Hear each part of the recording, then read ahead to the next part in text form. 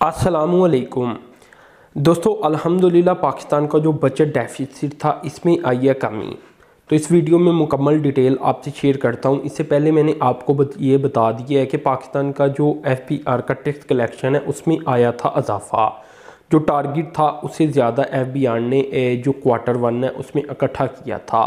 तो ये भी जो बजट डेफिसिट है इसमें भी जो कमी आई है ये Q1 में आई है, यानी जुलाई अगस्त सितंबर में 438.5 अरब रुपये या GDP का 0.8% जो बजट डेफिसिट है वो रिकॉर्ड किया गया है, जो कि पिछले साल की निस्बत काफ़ी कम है। पिछले साल गालबन ये 1% से ऊपर ही था, 1.1% के करीब था। जो टोटल ओवरऑल कंट्री के एक्सपेंडिचर रहे ये 2.25 ट्रिलियन रहे, जबकि इसके अगेंस्ट जो टोटल रेवेन्यू गवर्नमेंट को इकट्ठा हुआ ये 1.81 ट्रिलियन इकट्ठा हुआ। तो बजट डेफिसिट 438.5 अरब रुपए का रहा या GDP के लिहाज से 0.8% का। अब यहाँ ये टोटल जो रेवेन्यू मैंने आपको बताया इसमें नॉन जो टैक्स कलेक्शन है वो भी शामिल है, वो भी मैं आपको बताऊंगा क्योंकि वो भी एक कलेक्शन होती है, उसे भी देखा जाता है। तो ओवरऑल देखा जाए तो ये अच्छी डेवलपमेंट है पाकिस्तान के लिए। और अल्हम्दुलिल्लाह पाकिस्तान के अगर यही आप समझिए कि टैक्स कलेक्शन बढ़ जाता है और खर्चे कम हो जाती हैं तो गवर्नमेंट की बहुत सारी प्रॉब्लम हल हो जाएंगी। लेकिन यहाँ मैं और भी डेटा आपसे शेयर करूँगा, काफ़ी अहम तरीन ये डेटा है कि ओवरऑल कहाँ कहाँ कितना खर्चा किया गया इन सारे पैसे से जो कि इकट्ठा हुआ और जो टोटल एक्सपेंडिचर सामने आए पाकिस्तान के इन 3 माह के अंदर। अब इसमें दोस्तों जो ओवरऑल बताया जाता है साल का डेफिसिट रह सकता है ये 6.3% GDP का रह सकता है या 3.4 ट्रिलियन रुपीस में रह सकता है। तो पहले क्वार्टर में तो ये 438 अरब रुपया आप कह सकते हैं कि इतना डेफिसिट रहा।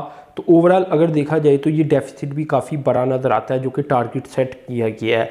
अगर तो मज़ीद परफॉर्मेंस बेहतर रहती है तो ये भी टारगेट ज़ाहिर सी बात है उतना नहीं होगा डेफिसिट, बल्कि कम ही होगा।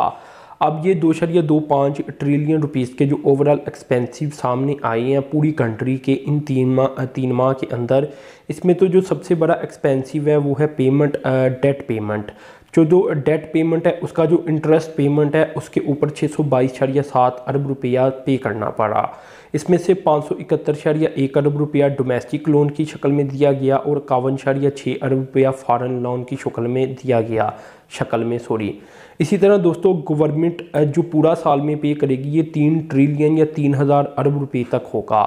डिफेंस में दोस्तों 261.7 अरब रुपया खर्च किया गया जो कि 19% बनता है टोटल डिफेंस बजट का, क्योंकि ये 1370 अरब रुपए का डिफेंस बजट बन जाता है। इसी तरह दोस्तों जो डेवलपमेंट प्रोजेक्ट के ऊपर पैसे खर्च किए गए तो ये 262.09 अरब रुपए तक किए गए।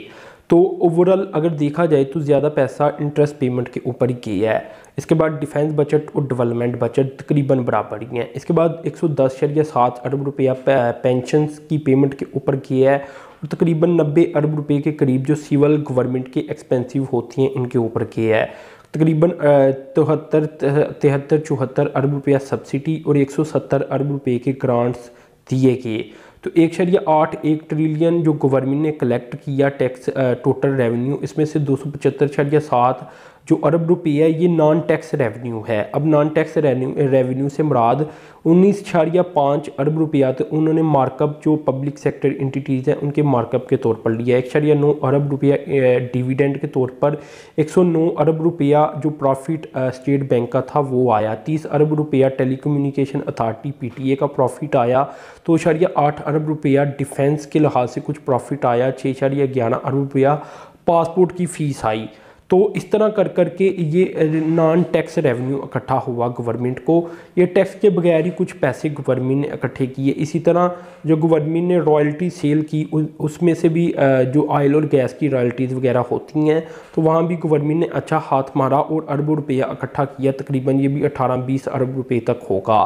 तो ये नॉन टैक्स रेवेन्यू था। तो इन सबको मिलाकर 1.8 ट्रिलियन रुपीस का रेवेन्यू इकट्ठा किया गया और टोटल जो एक्सपेंसिव आए वो मैंने आपको बताया 2.27 ट्रिलियन रुपीस तक आए।